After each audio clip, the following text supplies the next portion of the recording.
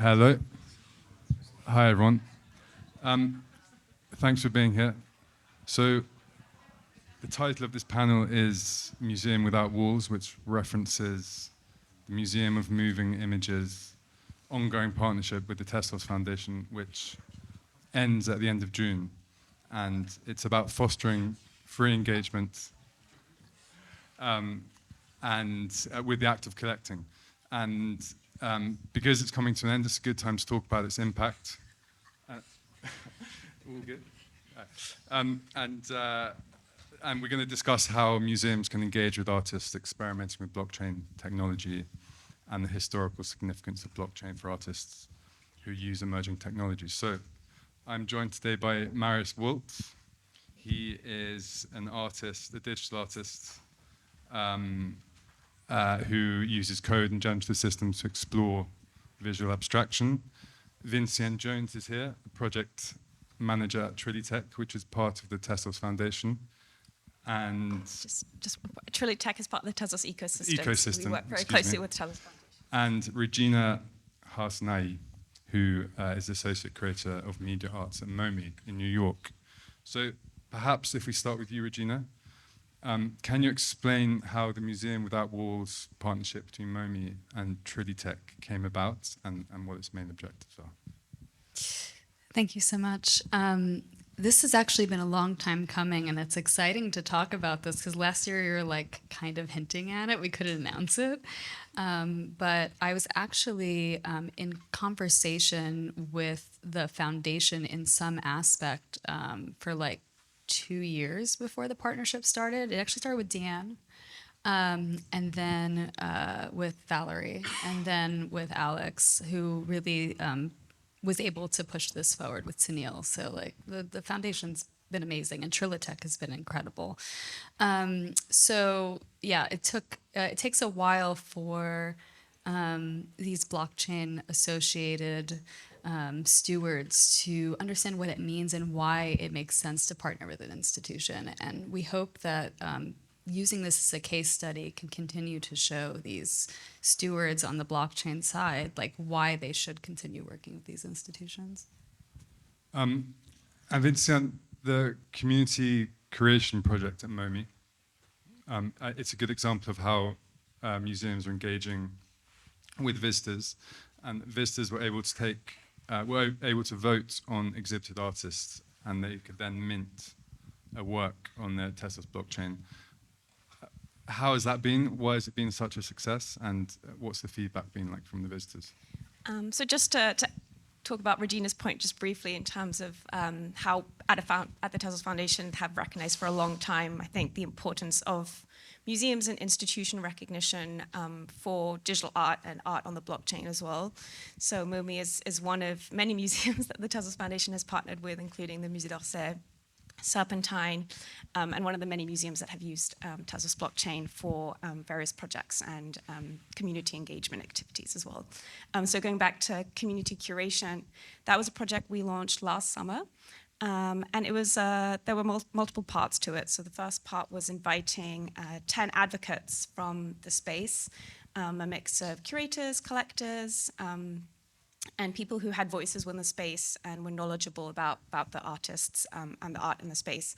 So they were invited to select, to put forward each one artist who they thought would make for a great show at MoMI, and were asked to justify that decision and to think really like a curator. Regina provided some great guidelines in terms of how do you think about what gets shown in a museum. So we really opened up that discussion for what it means to be selected as an artist in a museum and what it means to be a curator choosing what art goes in a museum. And then after that first round of the 10 artists that was selected by the advocates, we opened it up to public voting. So not just museum visitors, but any of the public online could vote for who would get shown at the museum. And so it was a really interesting opportunity to decentralize curation in a way and to open up the process of curation to the wider public and really have that as a starting point. And show how important I think it is to engage with these questions of longevity, of the role of the museum, and also engage with the artists on a deeper level as well. What have been the main takeaways from the project now it's coming to an end? What's worked well? What perhaps could have been done better? It's not quite coming to an end, so we have still two more artists who are actually going to go Sorry. up on the media That's why we're wall. laughing. Yeah. So we're still in the final project of the partnership called Compositions and Code, where Momi is showing diptychs of works. So one artist working with processing and one artist working with P5JS. So the first pair was kicked off with Marius Watz and Alexandra Djokovic. I don't know how, I'm not sure. Jovanik, thank you. And currently on the wall we have Sarah Ridgely and Leah. And up next, launching on July 3rd, we have Robert Hodgin and Melissa Weiderek starting up. And they will be on the media wall until August. End of August. Until August, everyone. Regina, in this context, what's it been like educating the public on curatorial thinking? Because I know a lot of what you do is about explaining the processes behind digital art. What have you found resonates particularly well? Yeah, there's a lot to say to that. One is that I notice a lot in blockchain-related communities that there's this desire to help our friends instead of thinking about the quality of their work in an acquisition even type of thinking. So on the last panel, there was this discussion around showing and acquiring work that interests us in the moment. But I think curatorial thinking also does include in most institutions and acquisition committees and exhibition thinking that we think about like what is it about this present moment that's important historically, like in itself, like what's happening outside of the arts, and how is this work speaking to a moment in time, and how can it continue to educate us on this moment in time in the future 100 years from now. Like when we decide to show work now, we're thinking about like the concept of canonization, which is a big responsibility, is you're canonizing something so it can be interpreted and make sense and contextualized 50 years from now in an undergraduate art history textbook. And so, like, not all work can be argued necessarily to make sense in that textbook 50 years from now. So really thinking about the conceptual quality of the work, not just the aesthetic quality, and how it relates to this history. These collectors, these advocates, and even like emerging curators to really challenge themselves on that was important. And Marius, as a digital artist, you're working with Momi. You're at the other end of the spectrum. How have you benefited from museums adopting blockchain to boost engagement? Okay, so as an artist who's been showing for most of my career, mostly outside of institutions, occasionally getting a look in the door, I would say that I haven't really noticed museums adapting blockchain so much, but I understand that, of course, with NFTs we've gotten we've gotten a look in the door, and that's a very important thing because for generative art, which now is kind of in the NFT space particularly, is seen as a seminal thing. I mean, it is a perfect fit for kind of the technology, and maybe it needed that, but you know, back in the 2000s when my group of artists were starting out, there was no recognition of why this is important. You know, telling your gallerist that, oh, I can generate 500 images that will all be unique, and he would just ask, why would you do that? Like that's not, nobody wants that. So I think museums and blockchain technology, yeah, I mean, those are, it's interesting. Blockchain has a different kind of time scale than museums have in one sense, in the sense of like a museum show at least. But the museum as a sort of keeper of archives or time or canonization, then yeah, then like that's a good fit for blockchain potentially. I just want to say too, from that last question and to what Marius is saying, another thing we were helping people consider is like, who are artists that are engaging with the Tezos blockchain that also were doing innovative work, you know, around the time that processing was created in 2001. Marius was already working with it in 2003 and exhibiting work that I think had been forgotten by this new community who was just coming into understanding of the importance of born digital artwork in like 2021 for the first time. So having the opportunity through this partnership to surface Marius's work in this particular way was really special. And can I just add one more thing about Marius's work? Marius's work was really interesting in the museum because it actually was a physical, the representation in the museum was physical. So you projected an image of a generated piece, which you then taped and marked on the wall with different colored tape. And it was really, oh, thank you. Yeah. So here's an image. So here's, oh, nice, thank you. Oh. So this is Marius's work here. So that was several days of you taping the image to create the physical representation of the digital output. And then alongside the physical, visitors to the museum could also claim a fragment of the work, which was a digital piece, a digital work, which they claimed as an NFT on the Tezos blockchain. So that enabled them to engage with your work both in its physical form and also its digital form. It's kind of so one of the interesting things is like site-specific work in the art world is very well known, but to NFT people they're like, oh, but then you can't reproduce it. So the tape like for these installations often just ends up like in a small ball of tape when you deinstall it. So that's it. So it's kind of an interesting comment on also a different way of representing digital work. It's a hybrid logic between physical and digital space. Because I'm on this panel, I need to say that there is no dichotomy between digital and physical. We don't want to say physical, the internet, all of that is plugged in and would not exist without hardware and physical components. It's tangible. But one of the reasons we showed this work, I was so excited when we were going through Marius's catalog, is because we wanted to express to the public that, P5GS and processing isn't just something that ends up with an output that has to be seen through a screen. And Marius was already thinking about these concepts in 2009. Exploder starts in 2009. So this is this historical piece. It's site-specific, so it's like a new commission of that work. And, as you're saying, I think it's being shown to a public that understands generative more now than they had in the past and understands that iteration. And what about giving people the chance to take fragments of the work away? How important is that? What kind of feedback did you get? Is it about preserving the memory of the work as opposed to ownership? Vinciane? I think it's about preserving, so very much we wanted them to be not the full artwork. It's very much a fragment of the artwork, an idea of engaging with your experience at the museum, of taking away a memory of your time at the museum, or also getting to engage with the museum beyond its walls. So the fragment was actually something people could collect at the museum. I think that's somewhere along here we have the minting station, where collectors were able to claim their fragment at the museum in person after seeing the work on the media wall. And visitors beyond the walls of the museum, or people who were interested in the museum, could also claim online. So it was a way of engaging beyond just the museum, but also letting people engage more deeply and think, I think, a little bit about piece to take home, seeing it also digitally as well, and thinking about the work digitally on that phone as well as seeing it within the museum. Thinking about Museum Without Walls, also very, very a 20th century concept, like a Malraux concept.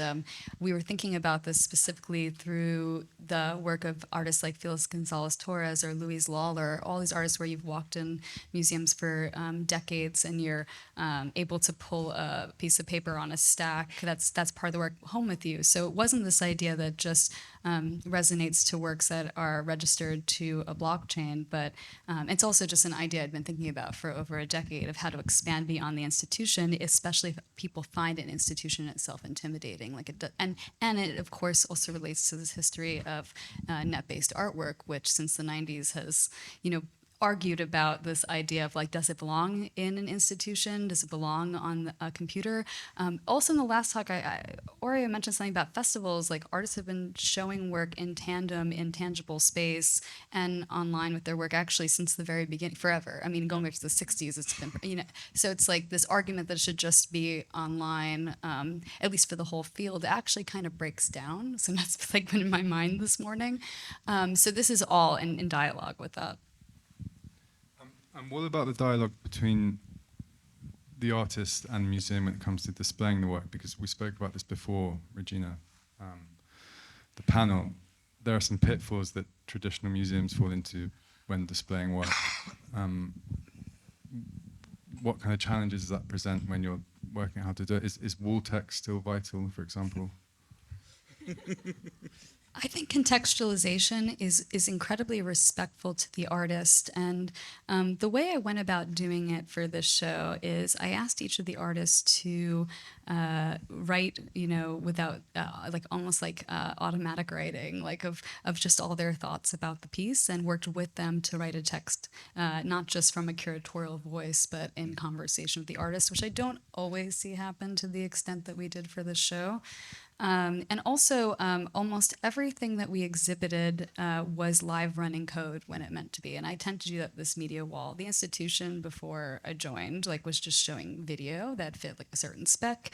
And we've literally had to install computers on top of the computers to do whatever was possible to make sure the art was represented as they wanted it. I really care about that artist intention as much as possible. Of course, we were showing it on this 50-foot media wall, which is a particular constraint. It's maybe the most constrained area of the entire institution, where in other galleries, we can build walls and put them in any configurations possible. But this was constantly a conversation with the artist about that constraint and about how, if this is the first time someone's seeing Alexandra Jovanic's piece next to Marius's in that way, that's an iteration. That's you're going to have a particular relationship that work than you would online or in another installation. So all of that kind of comes into play. But the bottom line is if you don't have the internal staff, because I had to install and code a lot of this myself, and that's not my background. It's become my background. It's important to bring in the right people that can help realize that the way the artist needs that to be realized, instead of saying oh, sorry, we can only show it as a video. That's interesting because the compositions of code exhibition, which you're a part of, how has that shaped the public perception of code for you? For me? As in, how have you seen the public react to it? I think it's pretty much impossible for me to see it how the public sees it anymore, given that I've worked with this for 30 years. But I think, okay, so one of the reasons why I did this piece originally as a tape drawing on the wall was a frustration with the screen, a frustration with the projection as a default. The fact that you're only there when the projectors are running and it's immaterial and it's not immediate in that way. So I wanted to find a structure that could be drawn, but I'm not a person who draws, I'm not a person who paints, I'm very much a non-physical person. But how can I do it so that it can be executed as an algorithm, but the algorithm is executed by me? I mean, Solivit, of course, was an obvious reference, not for the same reasons as he did it. I literally just want, I want a mechanism to put it out there. But then once you started working on it, there's another sort of, suddenly the algorithm extends to placement, how do you choose the projection, etc. So suddenly, to me, those are totally integrated with the logic of the software. But it's a software of the physical space, and I agree, Regina. There's no difference, but there is a virtual representation of the piece, and then there's the physical manifestation, and that's interesting. So for me to put it on the wall in that way, I hope that audiences realize that it comes from somewhere else. You could have a screen running on the side of it, but that feels like explaining a poem at a party. You don't don't explain your poems. But it has the trace of how it was created. And I like that it's physical, it's immediate, it's directly there, it's in the space, and it's imperfect as well. It's artist tape, it's torn at fringes, it's cut with scalpels. There's multiple layers where you're fixing things. It's not about digital perfection; it's about physical presence.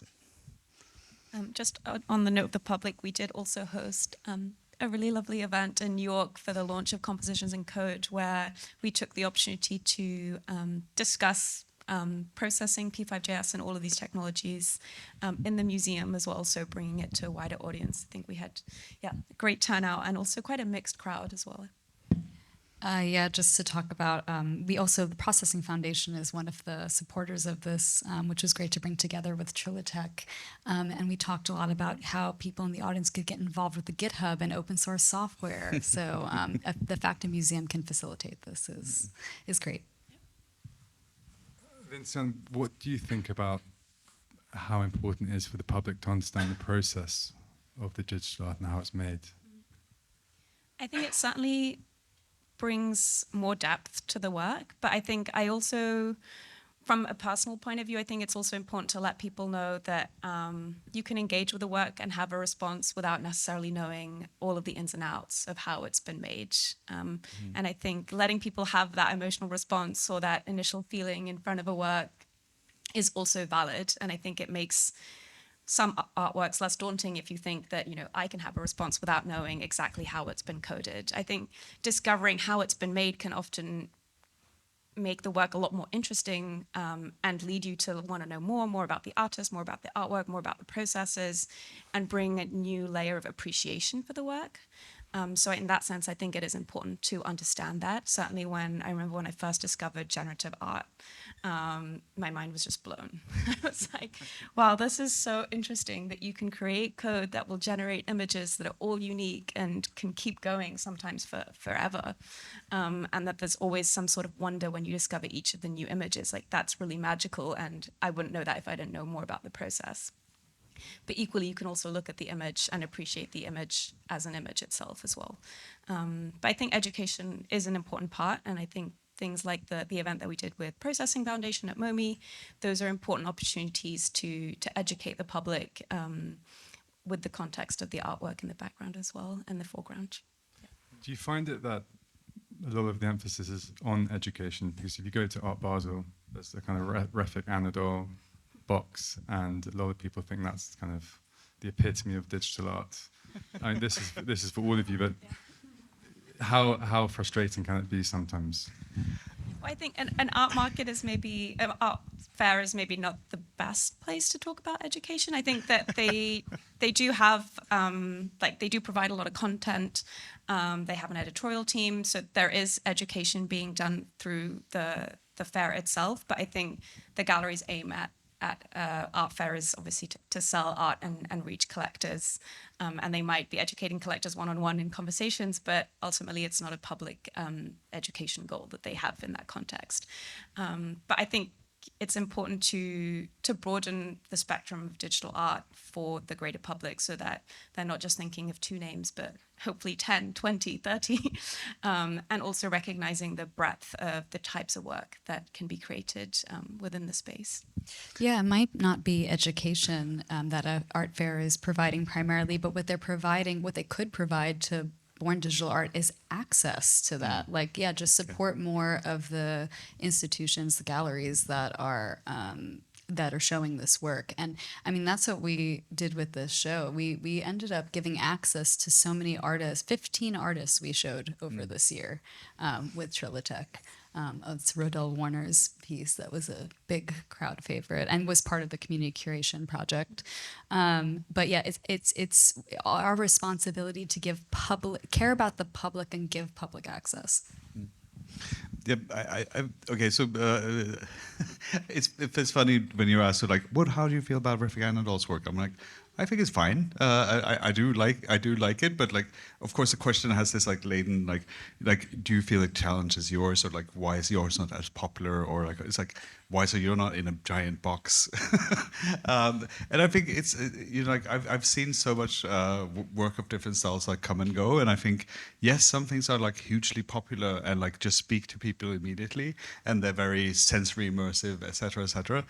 And I think that's wonderful. And not all is like that. Art is like that. Not everybody needs to make that kind of work. But I think it's wonderful that they exist. And also, if someone gets an experience of digital, art from Refik Anadol, I think that is wonderful, because the problem used to be you do something with computers. That was what I was met with until the smartphone came along. It was always so you mean a screensaver? And then after the smartphone, it's so an app. so I don't have absolutely zero problem with Refugand at all, like popularizing it. The one thing I'll say about Rafiq is that if any artist is showing at like a museum and it becomes very popular, and then you see them show at another museum, you should stand back and go, maybe we should show another artist. Who's an artist that hasn't been surfaced in a while that's making really interesting conceptual work? Like, it's our responsibility to, again, give access to different artists. So, are museums thinking about their ticket sales, or are they thinking about their responsibility as civil servants to the public? Sure. I was showing the 5-minute mark about 10 minutes ago, so thank you.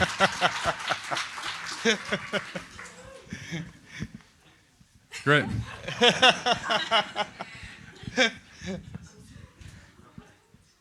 That's it. I'm afraid. Yeah. Thank you. All right, thank you.